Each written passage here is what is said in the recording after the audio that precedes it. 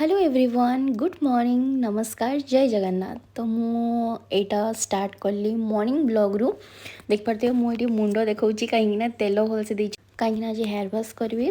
तो स्टार्ट करदेली आज मु जलखिया बनइबार मो मॉर्निंग आज स्टार्ट हो पूरा डायरेक्ट माने जलखिया बनइबार। तो आज बनइबी मु मटर तरकारी आउ गरम गरम बरा। तो फर्स्ट मटर आलू को सिझाई बसईदेली प्रेसर कुकर। मो स्वामी मटर पूरा माने बहुत सीझीगले से खाती बस माने टी गोटा गोटा थी से टाइप खावाई पसंद करती मटर तरकारी। तो ये देख पारे मुझे सिझाई आलू और मटर को सिझाई बसईदेली ये सोरष तेल देदेली से चीनी आउ पियाज ऐड करदेली। साइड रे मु मसला नहीं जमती कही मु फर्स्ट ब्लॉग मुझे कही मो स्वामी जो बनाती से जीरा ऐड करते मु किंतु टिके अदा रसुण जीरा ऐड करे मत भल लगे पर्सनाली। तो मु अदा रसुण ता सहित टिके कौन जीरा आउ गोटे शुक्ला लंका देकी बाटी देती से पियाज हो सारा पर मु लंका गुंड हल्दी गुंड आउ मसला जो गोलैली से माने मसला जो बाटी थी सेटा दे दी।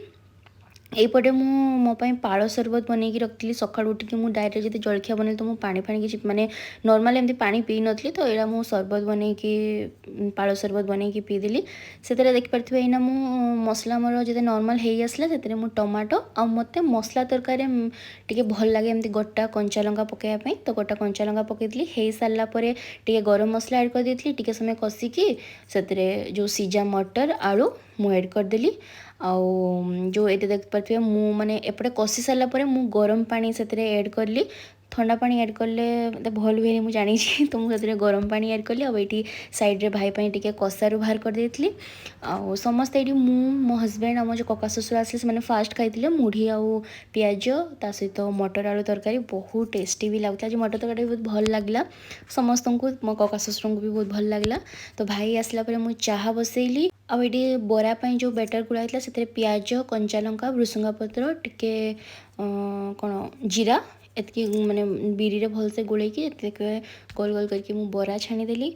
ये भाई तार प्लेट माने सी प्राय तो मटर तरकारी टिके पियाज पकईकी खाए। तो जदि ब्लॉग टी भल लगता है निश्चय लाइक एंड सब्सक्राइब करेंगे।